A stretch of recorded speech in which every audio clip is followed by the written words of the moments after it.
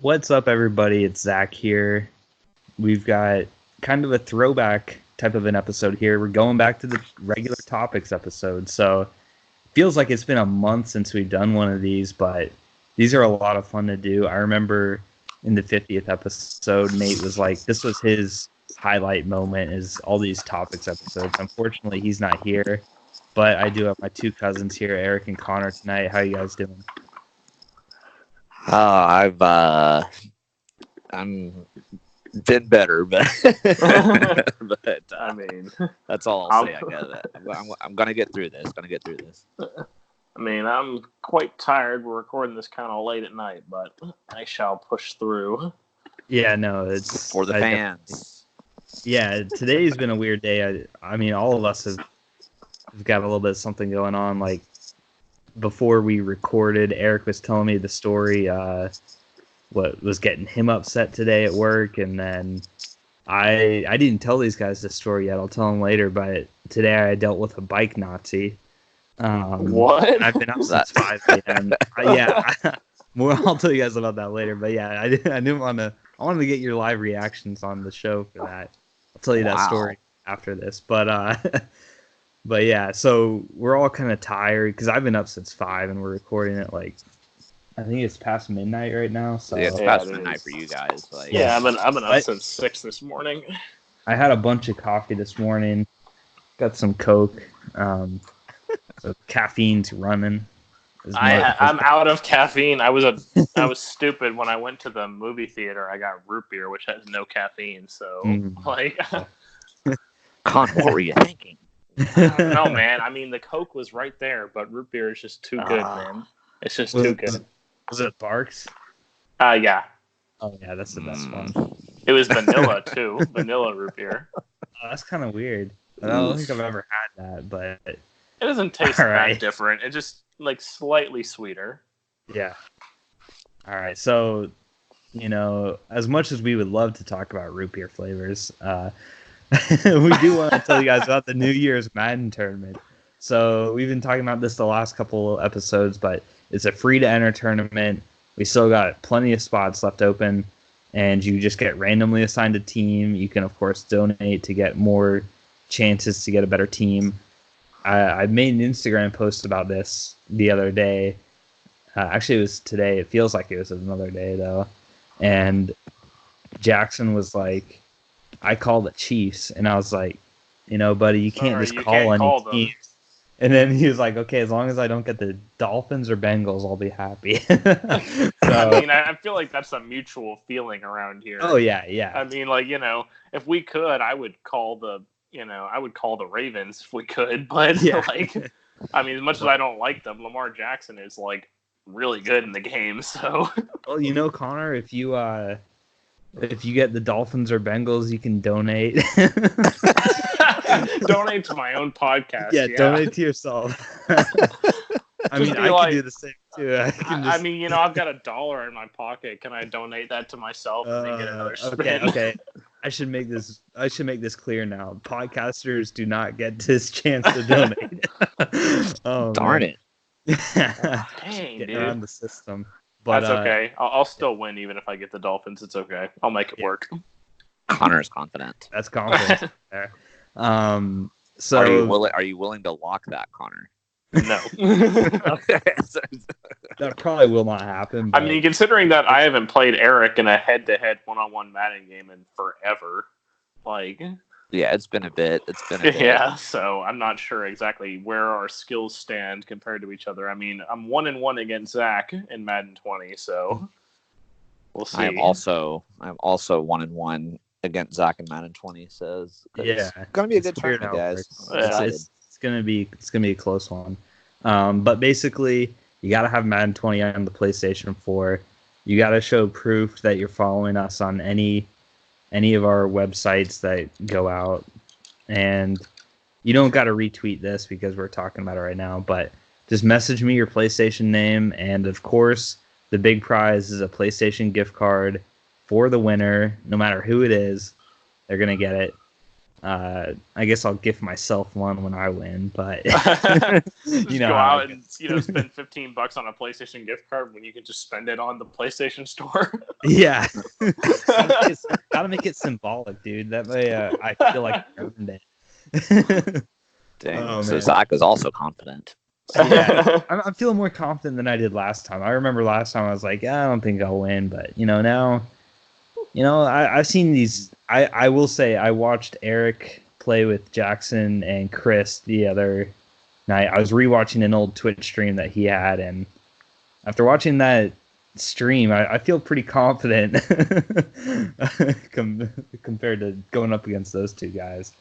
So, Eric, you know what I'm talking about, though. I was going to say, well, for Zach and Connor, while they are very confident, I was the one that won the Super Bowl in our franchise. Yeah, well, you never had to go through me because right before I got to the playoffs, Cam Newton got injured, so I had to play with a 65 overall quarterback in the playoffs.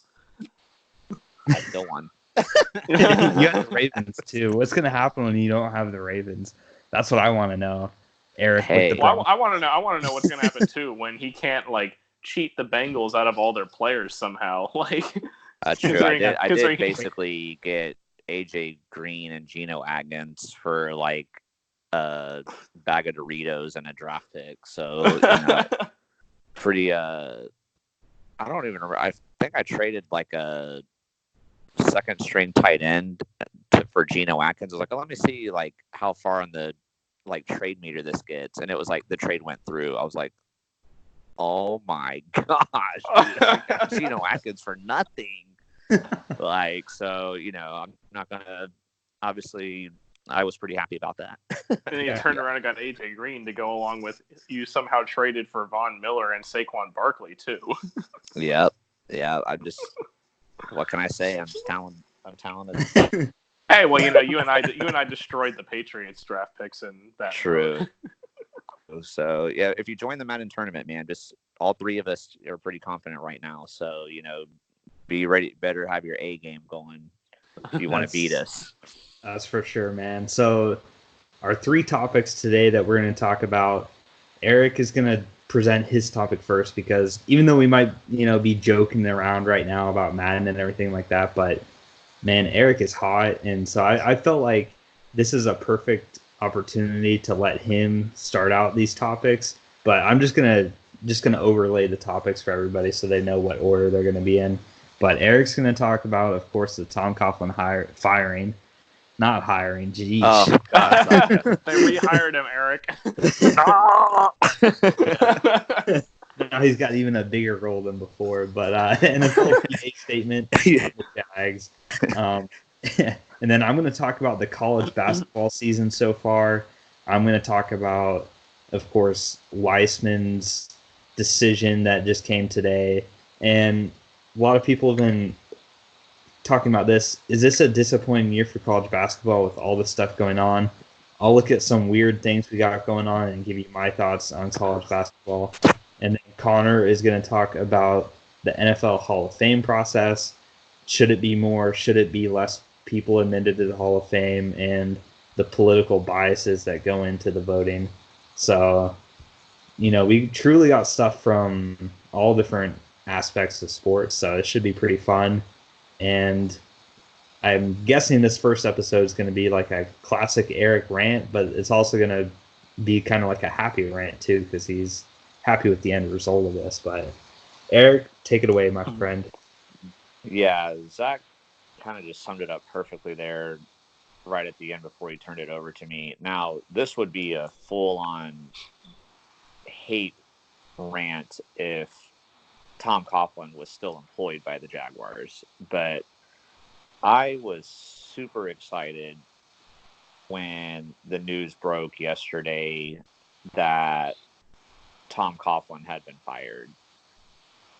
There was this report that came out from the NFL Players Association about just all these fines that were being given out to the players, and just for these silly rules, and most of them were in violation of the agreement between the NFL and the NFL Players Association.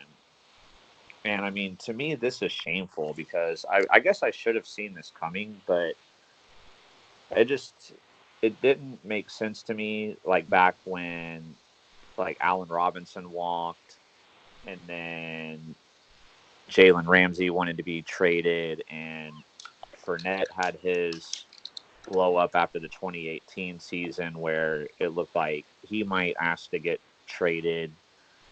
And I just kind of took it all as, for like with Allen Robinson, for example, I just kind of took it as like, oh, he just felt like he could get more money elsewhere, so he left.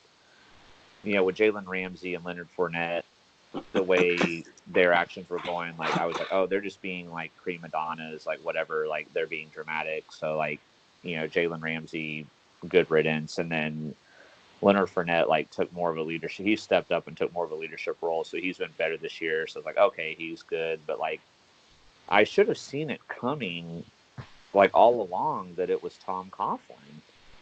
I mean, if you look at the stuff that this guy did. Oh, and the other one too is Dante Fowler. He's actually the biggest one in all this. But so this report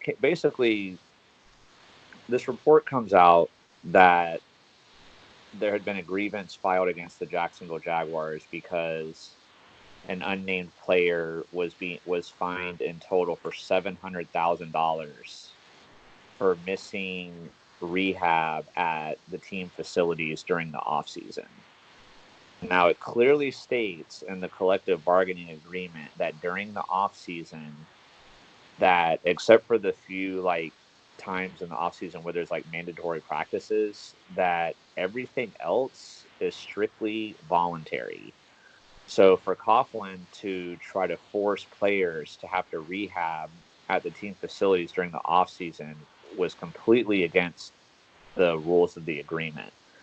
And so every time Dante Fowler didn't show up, it turned out the unnamed player was Dante Fowler, but every time he didn't show up, he was getting fined, and it was just piling on and piling on. And by the time it was over, he was fined $700,000 because he wanted to rehab somewhere else. And then also, I mean, there's just so much stuff like from this, like I could go on for a long time here, but also, Zach, your computer recommends you using a HP. I know. Sorry, that distracted me, but it's okay. So, at the end of the 2018 season and the final game of the year at Houston, like total meaningless game, like Leonard Fournette was ruled inactive, and Tom Coughlin. I mean, I don't even know if I can say this with a straight face. Tom Coughlin fined Leonard Fournette $99,000 for sitting on the bench during a game while he was inactive. Like, what does that even mean? So, what was he supposed to stand the whole game, or was he not even supposed to be and there? He was injured too. Yeah, it's like you're injured, but you're going to stand up, man. No sitting for you. Like, I was like, come on, man. And so he got his $99,000 back for that. Thank goodness. Like Dante Fowler got his $700,000 back. But I just wish I would have seen this coming all along. I mean, and if you think about it, while Jalen Ramsey has his, controversial actions and things that annoy you, like he's an all-star talent, and Tom Coughlin is the reason why he's gone. Like, with the defensive line talent that we had, I don't think Dante Fowler would have been back. There's definitely not a place in the starting lineup for him. So I was, kind of okay when we traded him. But, I've been so back and forth on the Jalen Ramsey thing this year because some of the times I've been like, man, I'm really glad he's gone. And then other times I've been like, man, I really, wish we still had his talent. But knowing that it was Coughlin that ran him out of town, like, I kind of wish we had him back. I wish we wouldn't have traded him in a way now, but he wasn't going to play for Coughlin, so we basically had no choice. So at least we got the compensation for him. But I don't know. I mean, Also, too, like, I'm hoping since Coughlin's fired that maybe that means they'll be able to get Yannick Ngakoue to come back. But I'm pretty sure the whole reason why Yannick Ngakoue wasn't signing an extension was also because of Coughlin. I don't know if Coughlin didn't want him, but it's like, how are you gonna let this guy walk? Like, it's going to be criminal if they let Yannick Ngakoue walk. He's been one of our best defensive players we've had, like, in the time that we've had this team, like, since the late 90s, like, basically since the year 2000, like, to now, like, in the last 20 years, he's been one of our best defensive players. Like, oh, we might just let him walk. That's cool. Like, which if Coughlin hadn't been fired, is probably for sure what would happen. Now that Coughlin's gone, maybe he will stay. Who knows? But Jalen Ramsey, who's like an all-pro talent, like probably the best cornerback we've ever had, other than maybe Rasheem Mathis. Like, he just goes, like all these, but then some of these contracts he's responsible for too have just been criminal. Like Nick Foles getting a 4-year deal for $88 million. I did not like that deal at the time. We're going to be hurting from that. Extending Blake Bortles for a 3-year deal was dumb. I did not like that. Letting Allen Robinson walk was dumb. I did not like that. Like, Coughlin has basically destroyed this franchise, and it was so bad that in that article that came out, or the statement from the NFLPA, it literally warned players in the NFL that you may not want to sign with the Jaguars. You may want to consider this before you pick which club you go to next. I have never heard any statement from the NFLPA ever coming out about a team like that in my entire life. I have never heard them warn against signing with a team because of all the fines and rules to try to break. And another statistic that's pretty damning about the Jaguars with this is that in the last 2 seasons, basically the majority of the time since Coughlin became the executive vice president or whatever his title was, 25%, actually they said over 25% of the grievances that have been filed against the 32 teams, over 25% of them alone were against the Jaguars. It's like, do you realize how embarrassing that is? And to put that in perspective, if all 32 teams got the exact same amount of complaints, then that would mean roughly about 3%, like each team got about 3% of the complaints. So to think about the Jaguars getting over 8 times that amount, and literally out of all 32 teams getting over a 1/4 of the grievances against just one team. I mean, that's embarrassing. And it's not like it's not like the players that were complaining about these grievances like had no right to complain what they were complaining about. Like Dante Fowler filing a grievance against them because of not being able to rehab where he wanted to. Like, that's on the Jaguars. Finally finding Leonard Fournette because he sat on the bench during a game when he was injured and inactive. Like, how stupid is that? Like, you can't do that, man. Can't sit. I just like I can't get over Coughlin, that. he's You just can't like a sit crazy on old the man. bench. Yeah, I don't understand it, dude. And then also, like, I guarantee you partially why Jalen Ramsey wanted to get out was, Zach, I don't know if you remember this, but he made a statement during the offseason during a press conference where he basically whined about Jalen Ramsey and Telvin Smith not being at the practices. Like, those were voluntary. Like, He got in trouble for that. should they be there for team bonding and all that? Sure. But if they don't want to be there, then they don't have to be there. You look like an idiot calling out your players in a public press conference complaining about them not being there when they don't have to be there. Like, I don't know, man. I was excited when Tom Coughlin first came back because I was like, man, maybe he'll bring that winning attitude, because I guess like anything was an upgrade over Gus Bradley because he was just so bad. Like, it's hard to be a Jaguars fan, man. I could like cry standing here talking about this. But now, like, we had that great first year when Coughlin first came back, but now it's like he set the franchise back. We have a lot of terrible contracts on our plate that we can't really get out of right now.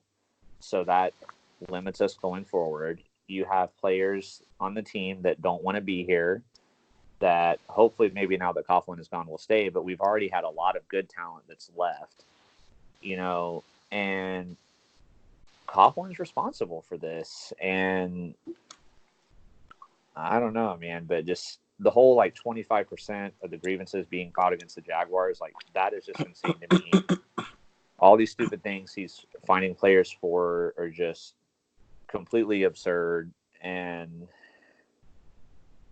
I don't know, man. Good riddance. Like Zach said, at least the one thing that's making it a happy topic for me is that at least he is fired and he gone. Yeah, thank God. And I heard this, I read this article where he said that he was already planning to retire at the end of the season anyway, but I don't really believe that. I believe that's just an excuse for, well, yeah, we were doing really bad.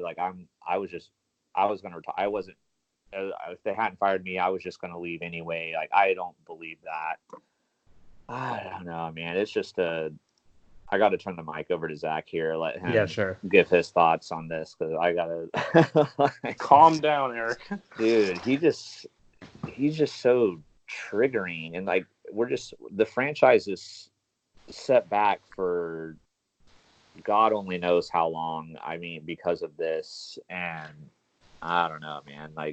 Shad Khan, you got to clean house, man. I guess, and Zach, I kind of want to ask you this to extend on the topic.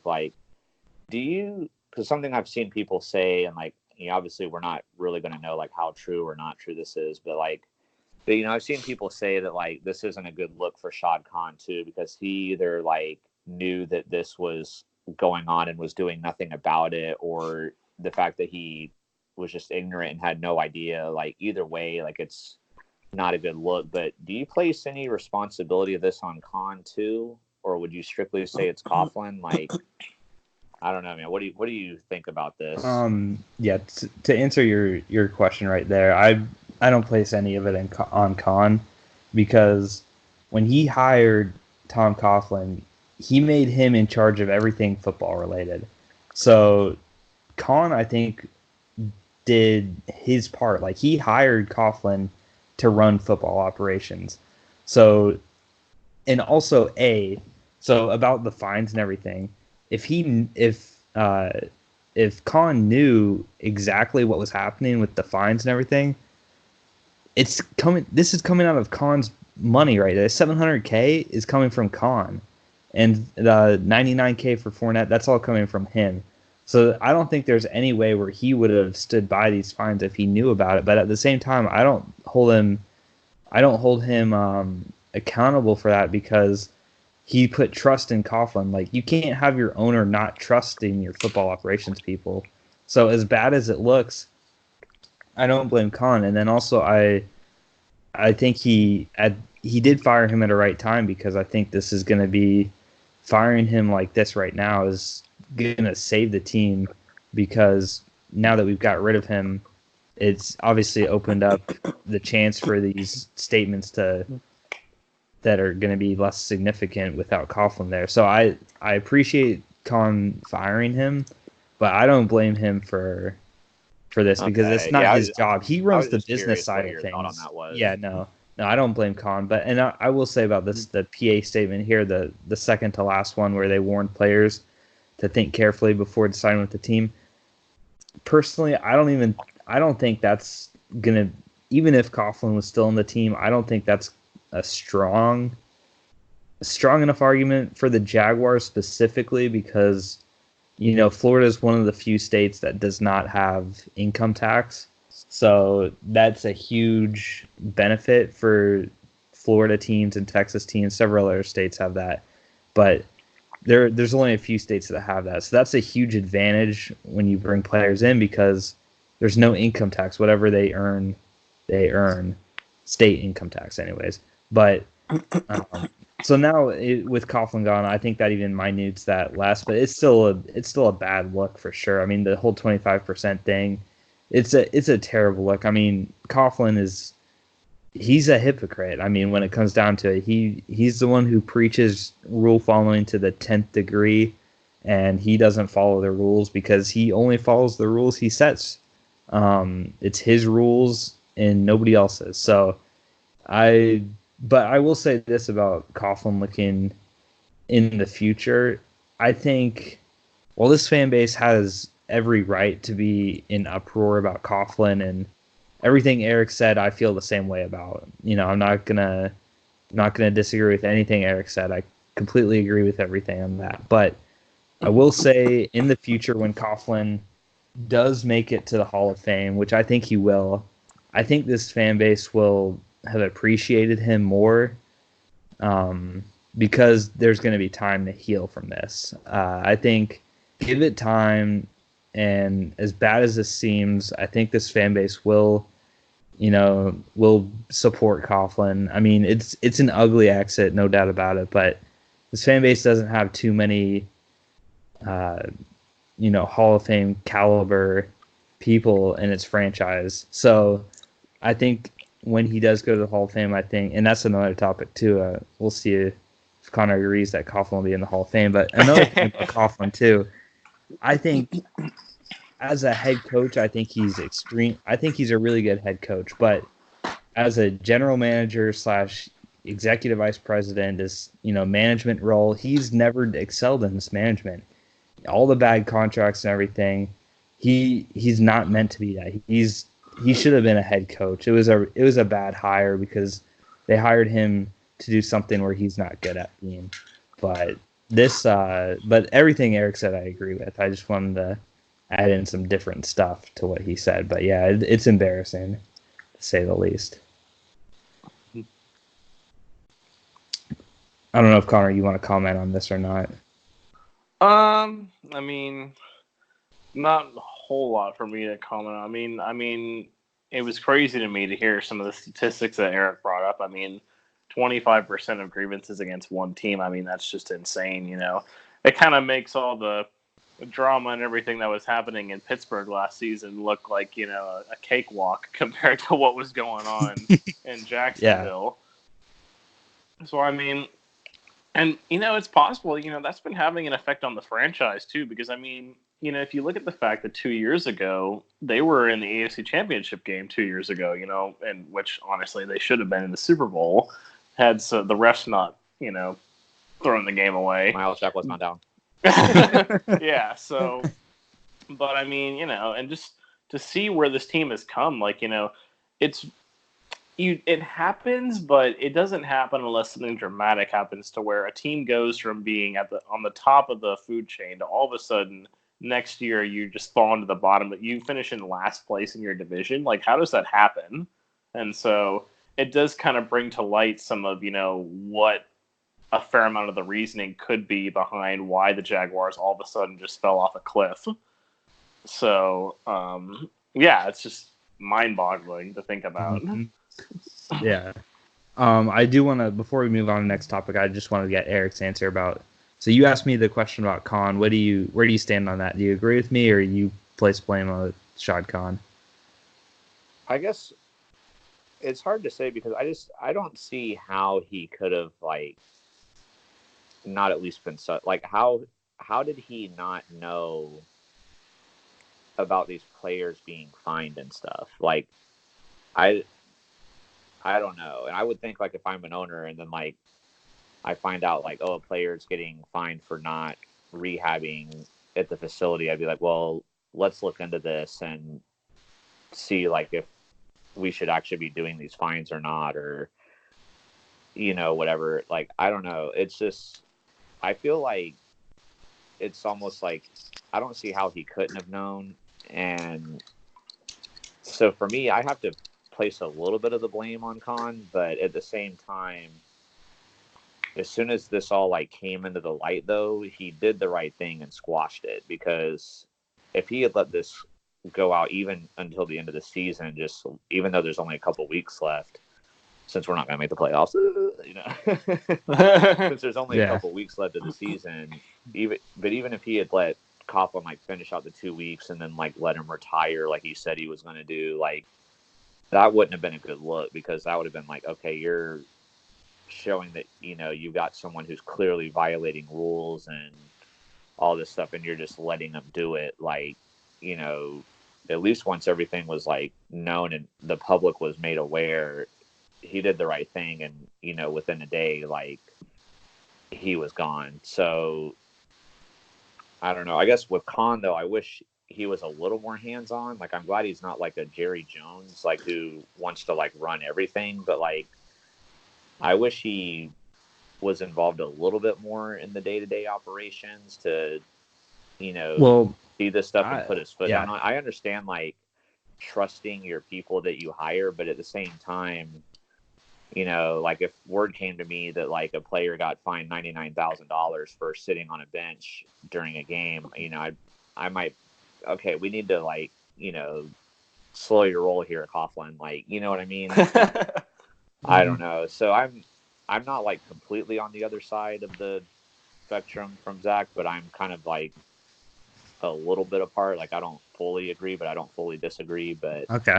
I'm just glad that all this is It's over. over. And hopefully, whatever date our week 17 final game is, hopefully the very next day it's announced that like everybody else is getting fired, because it's time to.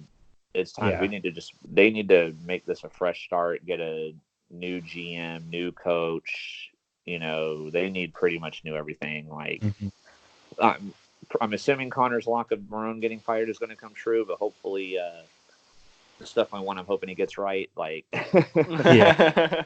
So yeah, it's time to move on, Jacksonville. Like, I could rant about this for an hour, even though I'd probably be going in circles the whole time. Like, I get like that upset about this. Like, but yeah, so I guess that's all I have left to say. Okay, that's fine, man. Yeah, so I'll move on to another topic here. So this is just going to be college basketball, and we really haven't talked much about college basketball on this podcast a whole lot.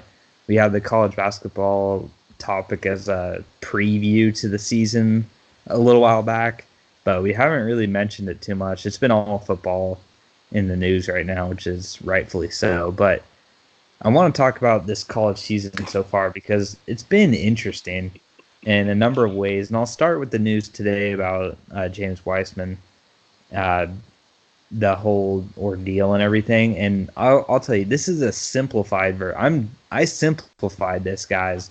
There are whole more layers to this puzzle that I'm not even going to bring up, but I'll just go in the timeline chronological order so you guys are aware of some of the events that led up to this point right now.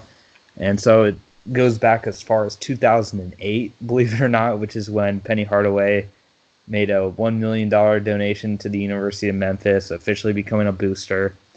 And then James Wiseman joins Penny Hardaway's like Nike circuit team or something like that. Not too sure what that's all about, but he was in like middle school or high school at this point, so he knows Penny. And then this is the big one right here because this will correspond to today's timeline stuff. But in August of 2017, Wiseman decided to transfer in high school from a Nashville high school to a Memphis high school. And the Memphis high school that he went to was coached by Penny Hardaway. And then the Tennessee High School Athletic Association, state of Tennessee, declared him ineligible, but then it was overturned in a month. So he won like he won like a state championship in basketball. Obviously, he's really good. At this point, he's getting offers from a bunch of schools. Everybody wants James Wiseman. And then also you got at the same time going on, Tubby Smith's been fired from Memphis. And Penny Hardaway is, the exciting hire for Memphis. So they ended up hiring Penny Hardaway. And then Wiseman will go into his senior year. He stays at that same high school in Memphis. And it really comes down to between Memphis and Kentucky for getting him to come to their college program. And he goes kind of back and forth, but he stays in Memphis and ultimately chooses to go with Penny and everything. And then the interesting thing is that the NCAA clears him to play at the start of the season he plays, but he's got like an injury going on, so he doesn't play a whole lot because they're not playing meaningful games this early in the season. So he kind of rests, but in the games he does play, he plays pretty well.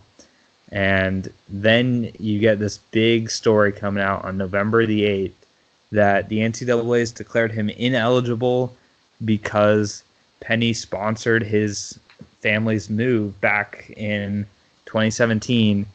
Penny Hardaway apparently financed the move for the family to move from Nashville to Memphis.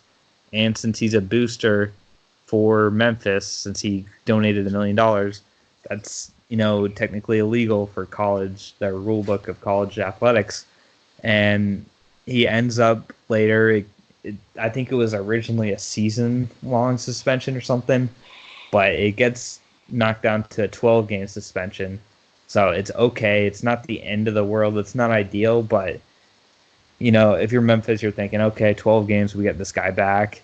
And now just today, I'm sure it's getting closer. I know USF is supposed to be his first game back, but he won't be back for that one. But that's because he's declared for the draft. That was the big news that came out today. So James Wiseman, for people that don't know, he's projected to be the number 1 pick in next year's NBA draft. If not the number 1 pick, a sure-in top 5 pick. I mean, this guy is an athletic freak. He's a big center, but he's athletic. He scores a lot of points. He's like a modern-day NBA big, and he's got a lot of people excited for his talent. And I'm not going to go into the whole ordeal of everything. I just kind of wanted to share the timeline with you guys because it's kind of representing what this NCAA season's been about. It's another example as to why people are calling the season so far a disappointment. And it's been really weird because this is like the ultimate season where I think anybody can win. I think any college team that's remotely good is thinking, okay, we got a shot to win. And obviously crazy stuff happens in March Madness, but I think especially this year, there's a lot of hope for underdogs. And I've got kind of some stats too on what's happened so far. So in 7 weeks, this is pretty crazy, but there's been 5 different number 1 ranked teams. And starting out, too, was Michigan State, who was ranked number 1 in the preseason. They've dropped 14 spots since then. So the number 1 preseason team has dropped all the way down 14 spots. You get Florida and North Carolina both ranked in the top 10. Now they're unranked. And I know Florida's been unranked for a while now, but North Carolina just now became unranked. I like that Florida one. Kerry Blackshear has not turned them around like we thought they would. And then you look at some ugly losses. So Duke had the Stephen F. Austin loss earlier this season. Kentucky, the loss to Evansville, that was really bad. The Utah loss was bad too because they were thoroughly outplayed in that game. But I mean, Utah is better than Evansville, or they should be. But that's two embarrassing losses. It was in Las Vegas. Like it's less of a. You would think that Kentucky would have a much greater chance to beat Evansville at home than on the road against Utah. But still, these are bad losses. And then this next one kind of highlights the parity going on.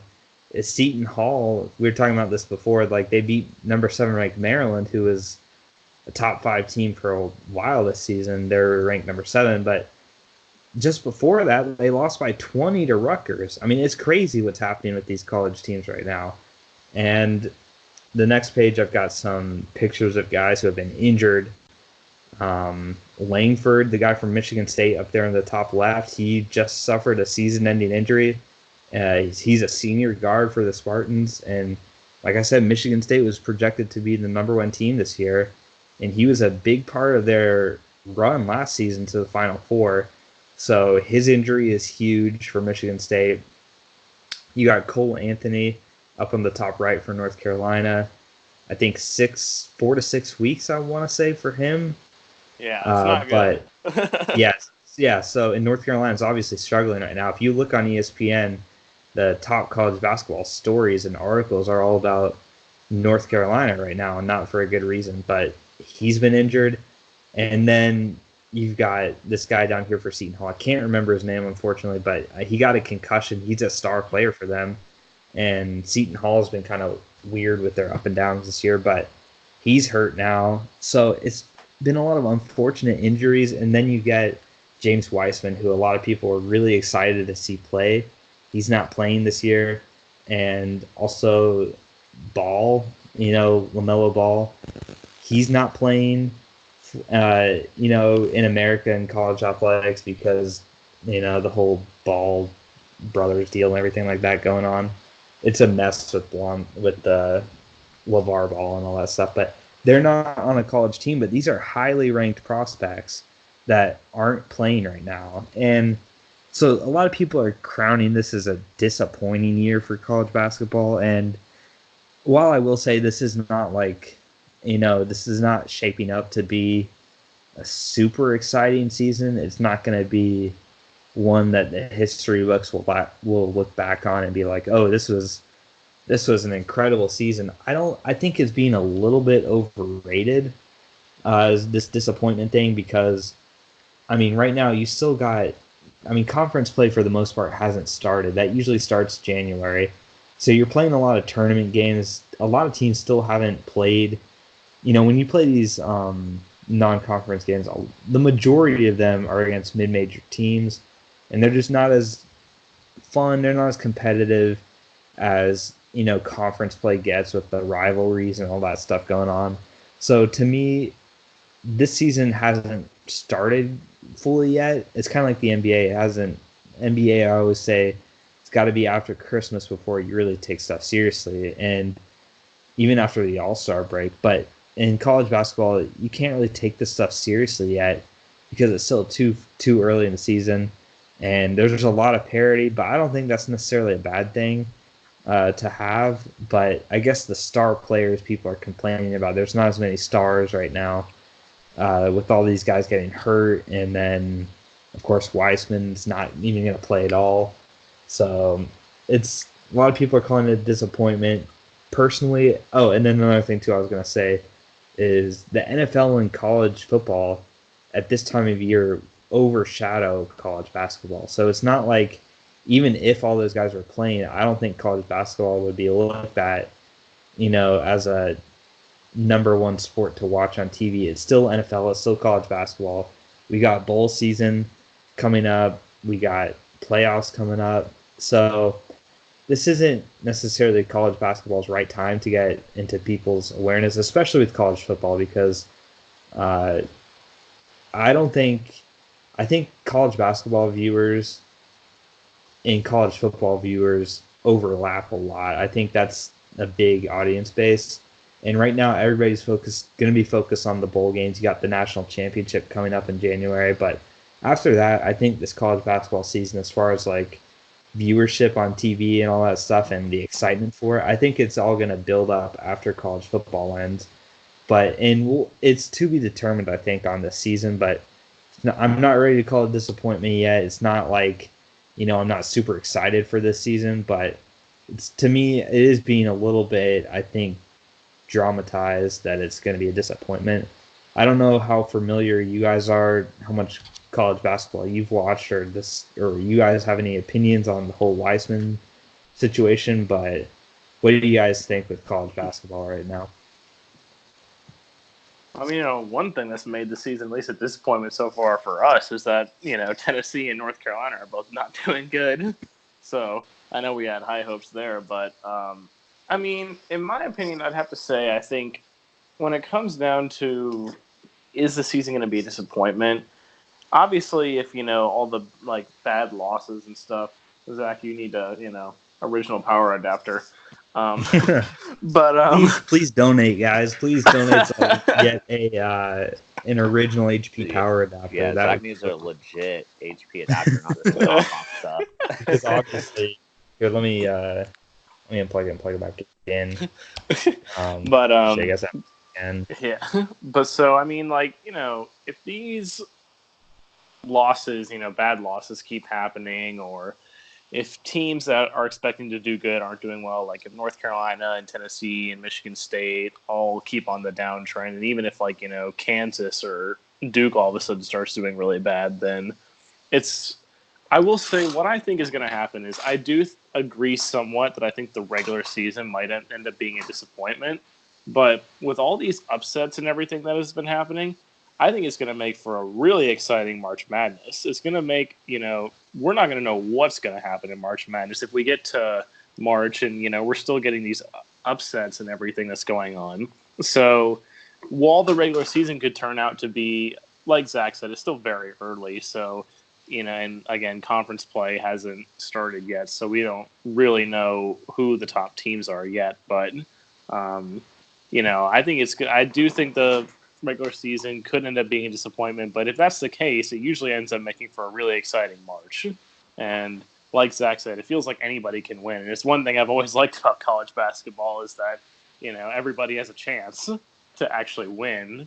Unfortunately, that's not the same case in college football, but when it comes to the national championship. But in college basketball, everybody has a chance to win the national championship. Even UMBC, when they beat Virginia, had a chance to win the national championship. I mean, who's ever heard of them if you live outside of Maryland? So, that's my thoughts. I mean, the Wiseman thing is, and all these players not playing. I mean, honestly, in some cases, I know the Wiseman thing is a bit of a special case, but there are some of these cases like with LaMelo Ball, like LeVar's. I can't keep track of their names. LeVar. I know the same. I don't know. Is it LiAngelo? I know it's one of the. I know it's not Lonzo. It's either LiAngelo or LaMelo, but I can't. I mean, they're both having their issues, but I mean, like LeVar is trying to keep them like away from the NCAA, and it's just like, does the NCAA really need all that drama and everything going on? I mean, we're already having to hear enough from LeVar Ball when it comes to the NBA with Lonzo. I mean, thankfully we haven't heard too much from him so far this year. But, the season is still young, so it's not too late to hear from LeVar Ball. But, I mean, does the NCAA really need that? So, honestly, I think it's better that, like, LaMelo or LiAngelo or whoever it is who isn't playing right now, it's probably better that they're not playing in the NCAA right now. And, again, like, the Wiseman case is a very unique case, so that's a bit different. But we'll just have to see. I mean, again, like Zach said, it's very early, so anything can still happen. Yeah, I don't have too much to add. I haven't watched a lot of college basketball, but Tennessee, you need to play better, man. Like, North Carolina needs to play better. Are you hitting 25% from the field, like against Memphis. Like, come on, guys. Like, I believe there's some questionable calls in that Memphis game. But there were, but yeah, you don't deserve to win if you're hitting under 20. No, they were 30% from the floor. Like we didn't deserve to win that game. So they step it up, man. And as for Connor's comment about it being a more exciting March, while I will agree with that, I also don't like it though, because that's going to make my bracket probably suck even more than it usually does. I will. Okay. All you have to do is pick the champion, because whoever picks the freaking champion is the one who always wins. So. Yes. Well, that's true. That's true. Because I mean, that's how I won that one year. I mean, because I had like the least correct picks out of anybody, but I was the only one who picked UNC to win the whole thing, and that's how I won. That's true. That's true. I will say, guys, like I'm not in. We didn't even talk about this in the beginning, but the Clutch Crew Sports Fantasy Football Championship is going to be this week between Eric and Nate. I wish it was me. And so that's going to be fun. But I will admit I don't have full confidence in my team. I don't have a very good group of wide receivers on my team. So yeah, my running backs are like loaded. I'm stacked at running back, and I've got Lamar Jackson. So with those guys, I have a chance, but I have Amari Cooper and then garbage at wide receiver. So we also have to remember that Nate has Christian McCaffrey too. So yeah, whoever the Panthers are playing this week, I'm gonna need them to at least try to the Colts. God. They're out of the playoffs anyway, so you don't gotta worry about that. I But mean, the Colts have a decent defense. I mean, Darius Leonard's a tackle machine. Darius Leonard, we'll get see. all over Christian. Tackles for loss, fumbles, let's go. But anyway, I know Connor's gonna. You just made enemies with Jackson. Look, and Aaron. Jackson. It's just for 1 week.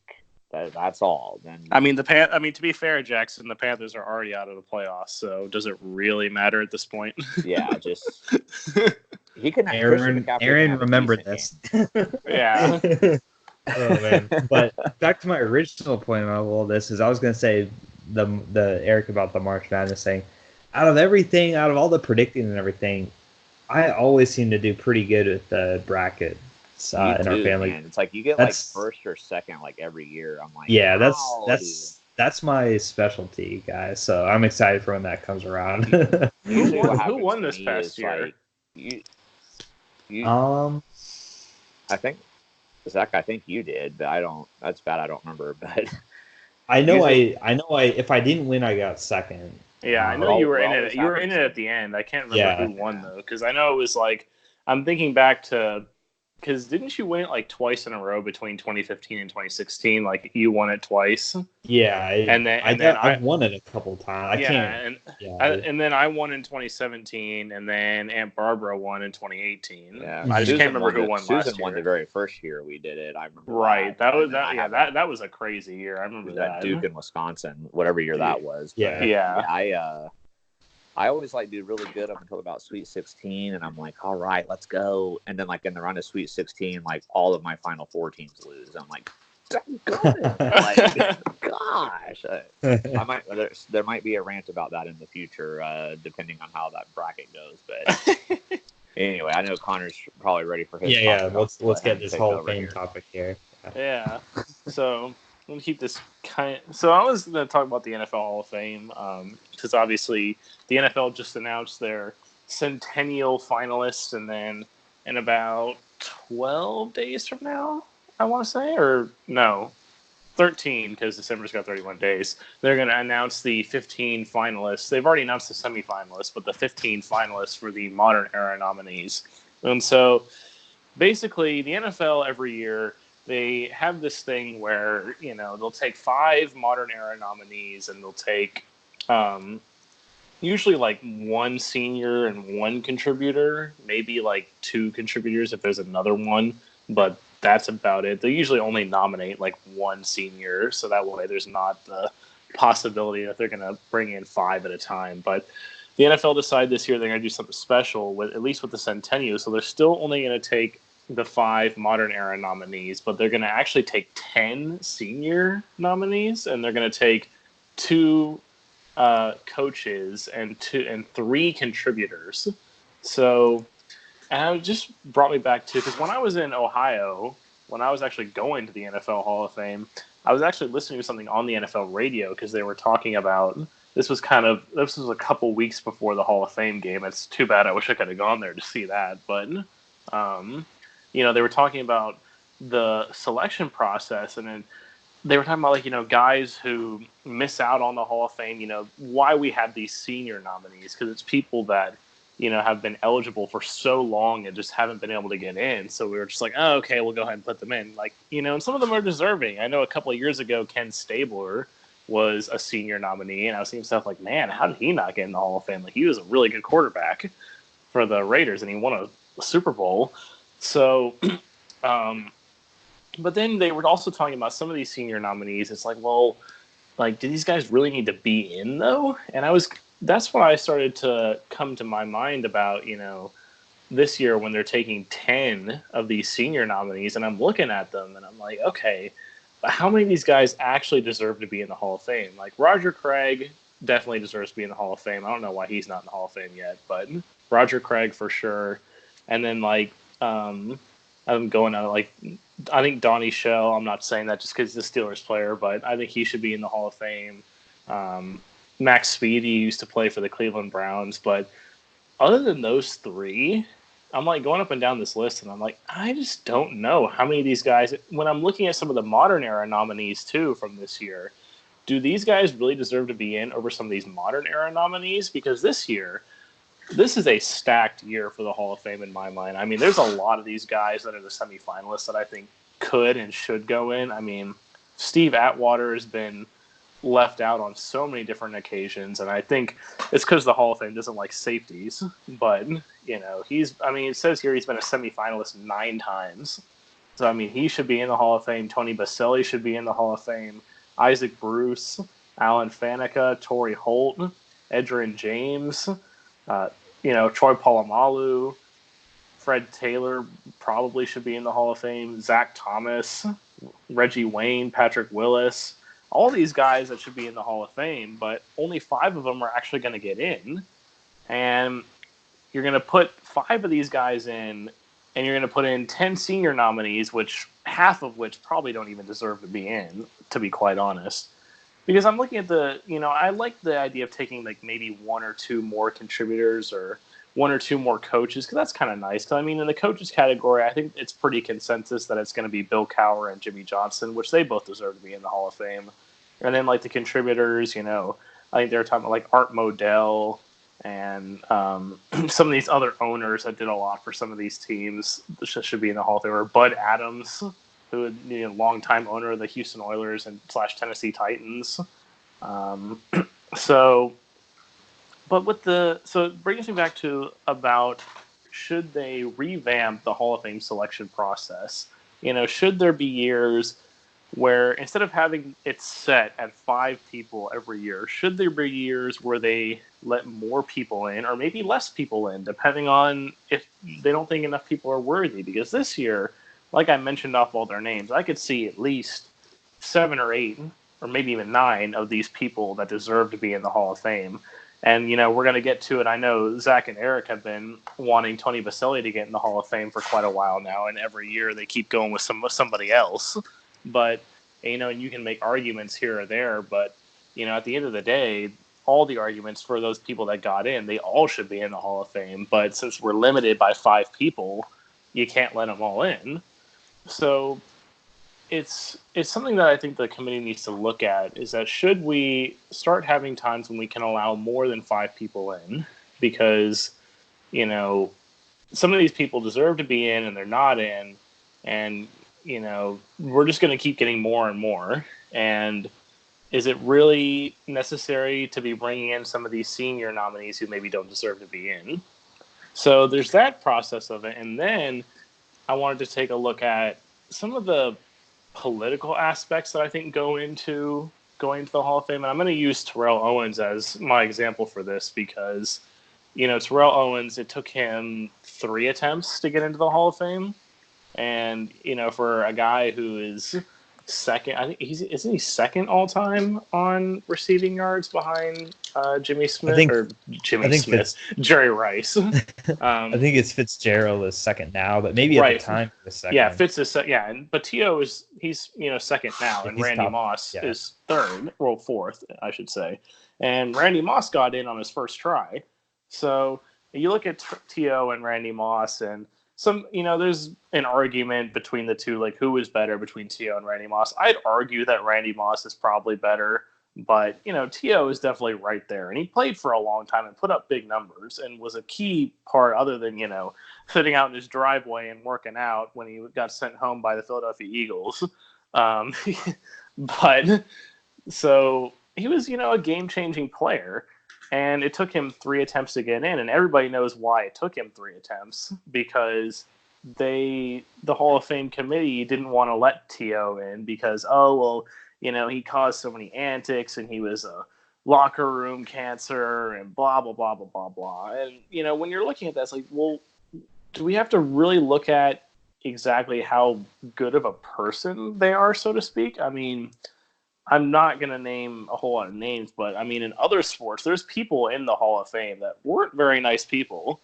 I mean, I've heard stuff about some of the people in, the Baseball Hall of Fame that I don't remember if it was Babe Ruth they were talking about. I think it might have been Babe Ruth they were talking about. Obviously Babe Ruth, terrific baseball player, but not a very nice person. And same with T.O., he's a great football player, but maybe not the best person in the world. I mean, and Randy Moss had his disgusting act in the game. So, why, if you're not going to let T.O. in the game, why are you going to let in someone who had a disgusting act, according to Joe Buck? But that should have never aired on television. He apologized. Did he apologize? Yeah. Oh, Randy Moss apologized, not Joe Buck. But well, no. Buck was like, "I'm sorry you had to see that." To the people, that was what he said. Like, but yeah. So, and then obviously Terrell Owens handled it all the wrong way too, because after they did let him in after the third time, he didn't attend the ceremony because he was all mad and whatever. But I feel like when you're looking at Hall of Fame nominees, you can't be looking at what kind of a person or what kind of a player they were. It's semi-important. If they were maybe to some extent is semi-important what kind of a person they were, or what kind of a teammate they were. But at the end of the day, when you're looking at the Hall of Fame, when you put up big numbers like that, when you're just great at the game of football, you're looking at greatness in the game of football. I feel like you have to take those stats into account a lot more than when you're, looking at what kind of a person they are, or if they had like any big impact. Because I can't say stats 100% because Joe Namath is in the Hall of Fame and he has horrible career stats.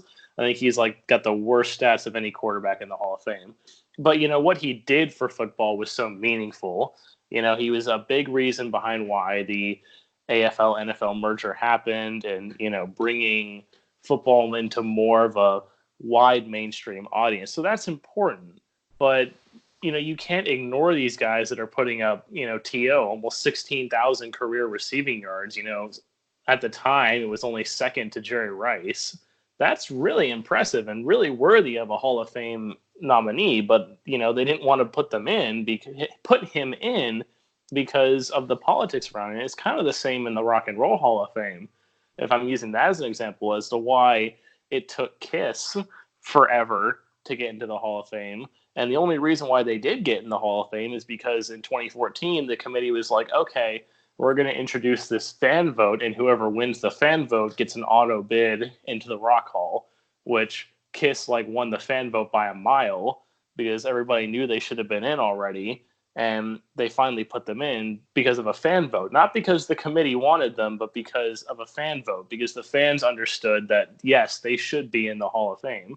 And I feel like the fans, if they had a chance, and had a choice, they would have voted to put T.O. in the Hall of Fame just based on his stats and what he did. So it's kind of a, bad look when you've got also such a small member. You get 48 people, I think is the official size of the committee.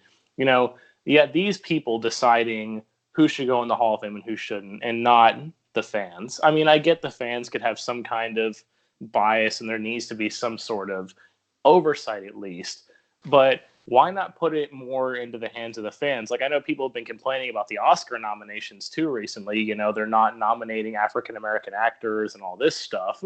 So, and ultimately, isn't it, the job of the fans and the people who watch the game of football and watch the movies and listen to the music, shouldn't it ultimately be up to them rather than these 48 people sitting in a room, whoever knows who they are? Or with the college football playoff, these 15 people on this committee that are choosing determining who's most worthy of going to the college football playoff. It doesn't seem right to me. Maybe the college football playoff is a little bit different since that's happening in the current time. But at least with the Hall of Fame, it seems to me the fans should have a bigger say in what happens. So that's my thoughts on the matter. I don't know what I'll let you guys respond to what you think about it. This is a really interesting topic. I'll start first. As far as the fans voting, I mean, I'm against the fans having an impact only because with the way that the fans vote for the Pro Bowl. I mean, my God, that's so. Well, that's why bad. I was saying there needs to be some kind of oversight, not just the fans as a whole, but some kind of okay, you can't be voting Tim Tebow into the Hall of Fame because he's super popular.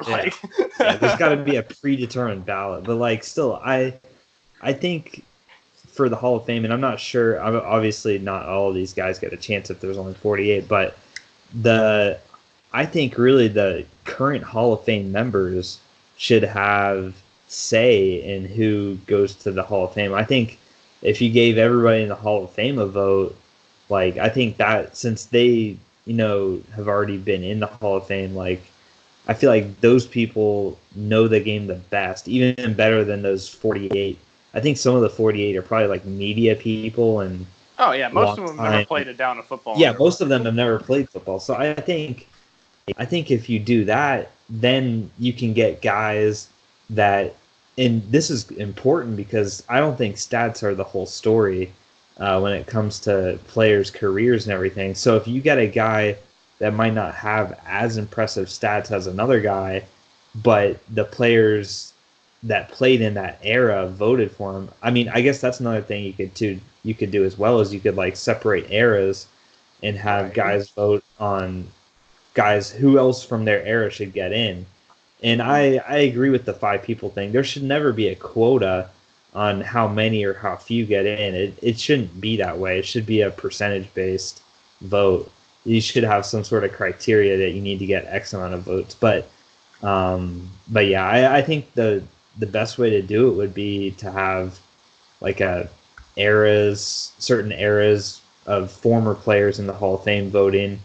And as far as this year goes, I don't know why they don't want to have more modern people. They're throwing out all these extra spots. Like that seems kind of stupid to have every other category of the Hall of Fame get an increase in numbers, but not the modern players. I don't know if that makes too much sense, especially when you look at like Connor was mentioning. I don't know all those older guys, how their careers went and everything, but like I'm just going to trust Connor that they're not deserving or as deserving as who's going to get left out of the modern vote. So yeah, I agree with that. But I don't, when you bring in fans to voting in this stuff, I tend to get a little worried, but I wonder what Eric's got to say. Yeah, I mean, I don't have too much to add to this, but I'm definitely going to agree with Zach on the fan voting. I guess if fans were going to get a vote, I would want it to be something where, say, like maybe their vote would count as like 20% of the vote or something like that. You know what I mean? Like obviously, as Connor said, you wouldn't want to put it completely in control of the fans, but if you did something where the fans get like 10 or 20% of the vote with like a preset, ballot, then that would, in a way, give the fans a little bit of a voice, but not where they're dictating the whole thing. Mm-hmm. But because I would kind of like to get the vote. I mean, obviously, like Zach and I would vote Tony Baselli, and I mean, we are, but that would, but Eric, yeah. that wouldn't matter because the Jaguars fan base as a whole is never going to compare to the other franchises. So that's what I'm saying. It could get dangerous. Well, yeah. Well, that's why I'm saying it should only be like 10% of the vote or something. Okay. You know what I mean? Like it shouldn't. Obviously, it wouldn't be like 100%, or something like that. Yeah. Then Tony Baselli would never get in because teams from the bigger markets that have way more fans would get more. But I also think and offensive linemen too. Yeah. But yeah, sorry. Yeah, true. Yeah, he's not a popular position, but yeah, I don't know. I mean, it's something I hadn't even really thought about this until Connor mentioned that he was going to talk about this. So I didn't have, I haven't really thought about it too much, but now that Connor brings it up, like it's definitely a fascinating topic. And I haven't seen the list of the older names, so I probably wouldn't know too many of them, but I'm going to kind of also piggyback off of that. Maybe they're not deserving, but even if they really are, like, I like what Zach said too, though, like, why are you increasing everything else, but you're not increasing the number of modern era players to get in? Like if you're going to increase all that other stuff, you should increase that as well. That would make a little more sense. And then that would, give some of these guys like Tony Baselli or Steve Atwater, who have been semifinalists a bunch of times, like then that would actually give them a chance to get in like they deserve, whereas like, oh, well, sorry, you were seventh best in the voting this year, so you're not getting in, or you're sixth best voting, you're not getting in, every year. Like, this could be their opportunity to finally get in, but now they're going to stick with 5 and it'd be the same. So I'm a little disappointed in that because it hurts the smaller market teams. Like it could be forever before Jacksonville gets somebody in. I mean, obviously we haven't been very good most of the time we've had a team. So, for the most part, we haven't had that many players that, deserve to be considered to get in. But I mean, there's a lot of people out there, like, especially like former pro football players that would probably be willing to argue that Tony Baselli is one of the best left tackles of all time. I mean, only reason why he probably wouldn't be considered that is just because he didn't have the longevity as some of the others. But I mean, people when they asked people that went up against him, like Zach was saying, people who went up against him, they're saying like he was like impossible to get around. He was one of the best blockers in the league. Yeah, I mean, if you're like a middle school or high school kid or something, or you're starting to play football and you want to be a left tackle, like watch Tony Baselli's game in the 1996 playoff against the Buffalo Bills when he just obliterated Bruce Smith, who's one of the greatest defensive ends of all time. Like, Tony Baselli is definitely deserving, but I fear that he will never get in. But this was another interesting topic. Connor always finds a way to like bring out these topics I know. that I like never thought about. Like when me and him did our episode I agree together, like with the college football playoff expansion, which that I maybe would have thought about, but the way he presented it was really good. And then the topic of like moving the mid-major teams up to the Power 5 if they're doing really good, and moving some of the Power 5 teams down if they're doing really bad, and like rotating it depending on performance, like that. While I don't think it'll ever happen, like that is something that I think would be really interesting. But so Connor has this like knack to find these like interesting topics that I wouldn't have thought anything about, and then it's like, oh, that's actually a really good idea. Well, thank you. Yeah, man. So, my topic was an obvious choice based on how I feel about Coughlin. Well, you got to talk. I mean, that's the big story. Yeah, it's also Jaguars related. So even if he was the VP of a different team, I mean, that was a huge topic. I probably would have ranted about it, but I would have talked about it more the same. But it just happened. It just so happened to be the Jaguars. So yeah, it just happened to be my team this time. But yeah, so yeah, good topics, guys, for sure. I've enjoyed being a part of another. Even I know it's late, we're all tired. We've probably all rambled a lot, but if you that's what happens when you're running on like 20 hours without sleep. Like you just get the raw, pure, us. But this is like unfiltered, whatever. Yeah. Man. So this is a great episode, guys. I don't know exactly when our next episode will be released. We're going to talk about that in a couple days, but there will be one coming out sometime next week, guys. And hopefully you enjoy this content. I thought it was a pretty fun discussion. And if you ever have any suggestions for these topics episode, we will definitely take them. We've taken them in the past. We'll be sure to take them again. So let us know. That's all I can say. All right, guys. Take care and have a great rest of your night. Bye. Peace.